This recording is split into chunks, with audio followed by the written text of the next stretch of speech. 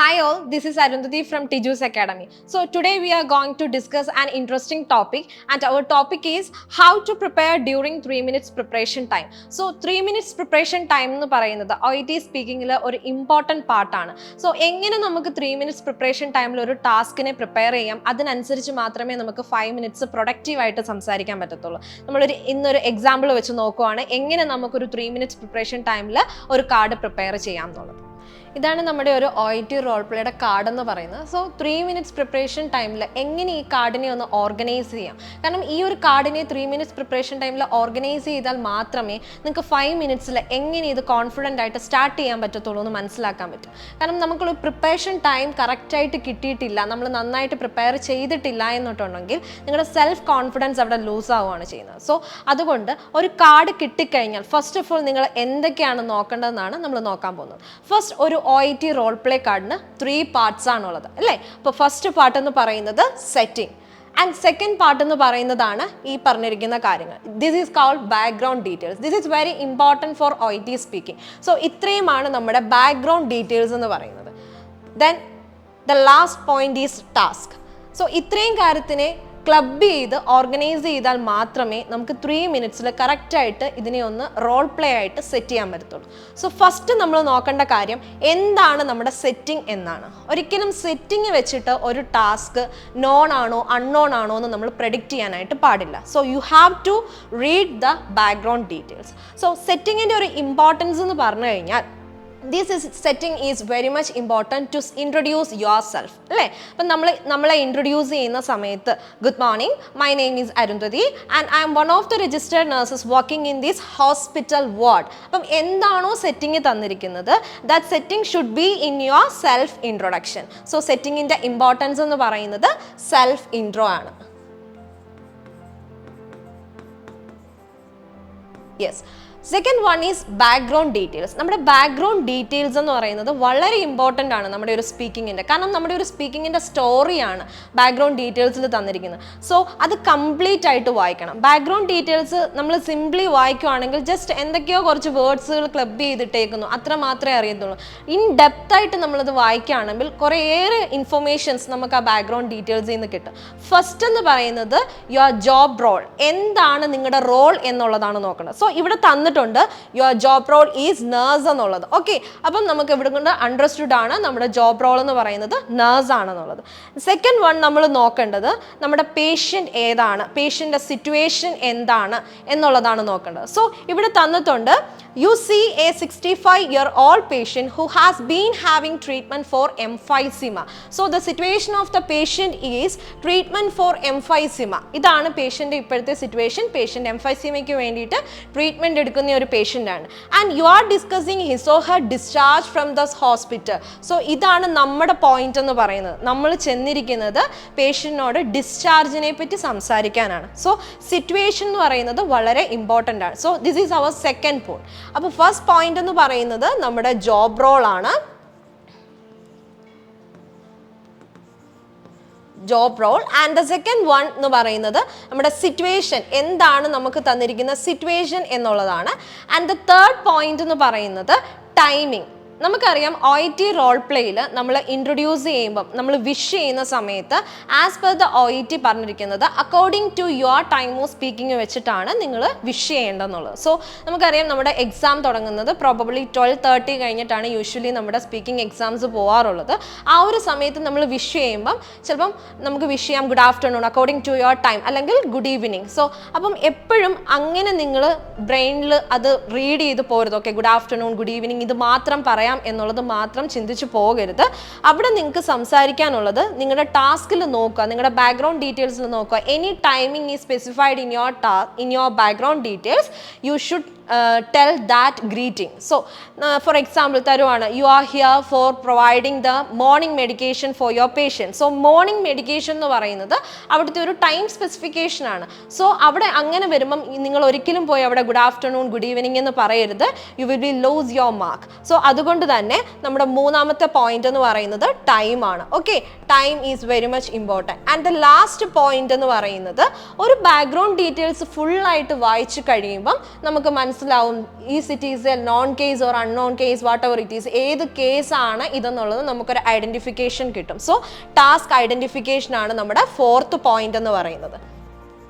അപ്പം ഇത്രയും ഡീറ്റെയിൽസ് ആണ് നമുക്ക് ബാക്ക്ഗ്രൗണ്ട് ഡീറ്റെയിൽസിൽ നിന്നും മനസ്സിലാക്കാൻ പറ്റുന്നത്. ഇത്രയും ബാക്ക്ഗ്രൗണ്ട് ഡീറ്റെയിൽസ് സെറ്റായി കഴിയുമ്പോഴത്തേക്കിന് നമുക്ക് നെക്സ്റ്റ് ടാസ്കിലോട്ട് പോകാം. സോ ഇവിടുന്ന് നമുക്ക് മനസ്സിലാവാം നമ്മുടെ റോൾ എന്ന് പറയുന്നത് നേഴ്സാണ്. നമ്മൾ ചെന്നിരിക്കുന്നത് പേഷ്യൻറ്റിനോട് ഡിസ്ചാർജിനെ പറ്റിയിട്ട് റിവീൽ ചെയ്യാനാണ്.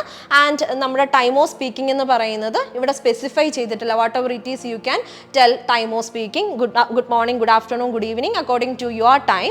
And also the task identification. ഇത്രയും വായിച്ചപ്പോൾ മനസ്സിലായി this is a non case. അപ്പം ഡ്യൂറിംഗ് ദ 3 minutes പ്രിപ്പറേഷനിൽ പേഷ്യൻറ്റിനോട് പേര് ചോദിക്കണം. How may address you during the role play section. So നമുക്ക് ആ പേര് കിട്ടും, ആ പേരൊന്ന് not ചെയ്തിടുക.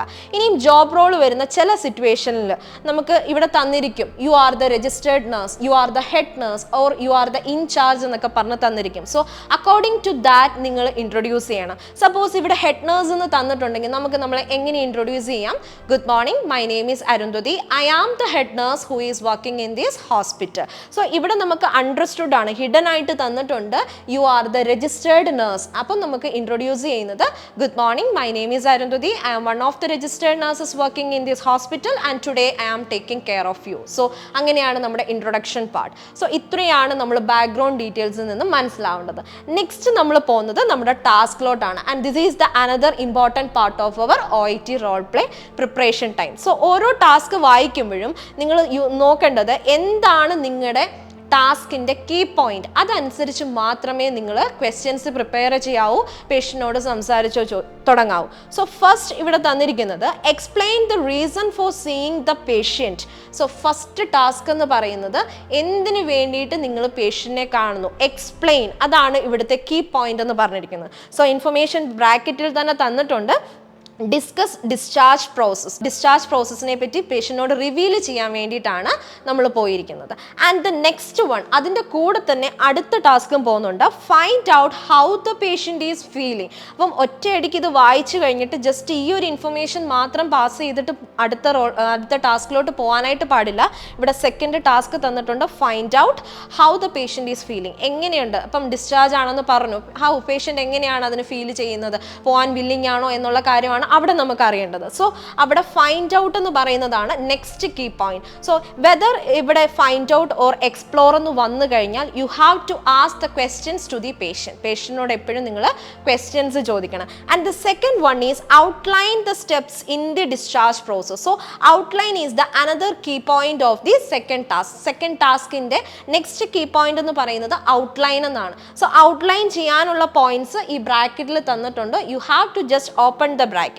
So final checkup by medical team, comma, discharge letter from doctor, comma, supply of medication, etc. So ഈ കോമ വരുന്ന ഓരോ പോയിന്റിലും you have to use the connectors. Connectors use ചെയ്ത് വേണം നിങ്ങൾ ആ കോമ ഒന്ന് അവോയ്ഡ് ചെയ്യാൻ വേണ്ടിയിട്ട്. ഒരിക്കലും ആൻഡ് റിപ്പീറ്റ് ആയിട്ട് പറയരുത്. എപ്പോഴും സ്റ്റുഡൻസിൽ കണ്ടുവരുന്ന ഒരു ഇതാണ് ആൻഡ് ഓൾസോ എന്നൊക്കെ പറയാം. So in addition to that അതിൻ്റെ പകരമായിട്ട് നിങ്ങൾക്ക് ഒത്തിരി കണക്റ്റേഴ്സ് യൂസ് ചെയ്യാം. Moreover, apart from that, along with that, and also, but, as well as. So ഇതെല്ലാം കണക്റ്റേഴ്സ് ആണ്. ഓരോ കോമ വരുന്നിടത്തും ഈ കണക്റ്റേഴ്സ് പുട്ട് ചെയ്തുകൊണ്ട് നിങ്ങൾക്ക് ഈ ബ്രാക്കറ്റ് ഓപ്പൺ ചെയ്ത് ആ ഒരു ടാസ്ക് കംപ്ലീറ്റ് ചെയ്യാം. ആൻഡ് ദ നെക്സ്റ്റ് ടാസ്ക് അതിൻ്റെ കൂടെ തന്നെ വന്നിട്ടുണ്ട്, establish the patient's understanding of his or her medication. That means the dosage and the frequency. So establish is the next key point. അപ്പം ഡോസേജും ഫ്രീക്വൻസിയെ പറ്റിയും പേഷ്യൻ്റ് അറിയാമോ, പേഷ്യൻ്റെ മെഡിക്കേഷനെ പറ്റി പേഷ്യൻ്റ് അത്രത്തോളം അറിവുള്ള ആളാണോ എന്ന് അറിയാൻ വേണ്ടിയിട്ടാണ് ഈ ക്വസ്റ്റ്യൻ നമ്മൾ ചോദിക്കുന്നത്. ഓരോ ടാസ്ക് കഴിയുമ്പോഴും ഫോളോ അപ്പ് ക്വസ്റ്റ്യൻസ് ചോദിക്കുക, ഓരോ ടാസ്ക് കഴിയുമ്പോഴും കൺസേൺ അഡ്രസ്സ് ചെയ്ത് പോവുക. Okay. And the next task, recommend the strategies four managing medication. So ഇവിടുത്തെ കീ പോയിന്റ് എന്ന് പറയുന്നത് റെക്കമെൻഡ് ആണ്. സോ ആ ഒരു ടാസ്ക് നമ്മൾ സ്റ്റാർട്ട് ചെയ്യുമ്പം I'm strongly recommend you to എന്ന് പറഞ്ഞ് വേണം സ്റ്റാർട്ട് ചെയ്യാൻ. കാരണം ആ കീ പോയിന്റ് അതുപോലെ തന്നിട്ടുണ്ട്. ഇനി തന്നിരിക്കുന്ന സ്ട്രാറ്റജീസ് എന്തൊക്കെയാണെന്ന് പറഞ്ഞാൽ tablet organiser, reminders on his or her phone and family support. അപ്പം നമുക്ക് പറയാം ടാബ്ലറ്റ് ഓർഗനൈസേഴ്സ് യൂസ് ചെയ്യുക, അതുപോലെ you have to use your phone to remind you when you take your medications. And the last one is family support. അപ്പോൾ ആ family support പറയുമ്പം ഫാമിലിയിൽ ആരെങ്കിലും ഉണ്ടോ എന്നുള്ള കാര്യം കൂടി ഒന്ന് സ്ട്രെസ് ചെയ്ത് ചോദിക്കുക.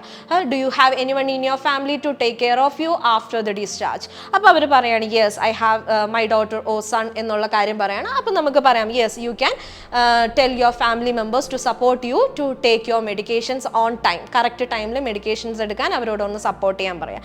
And then next task, advise patient to seek. This is the key point of this task.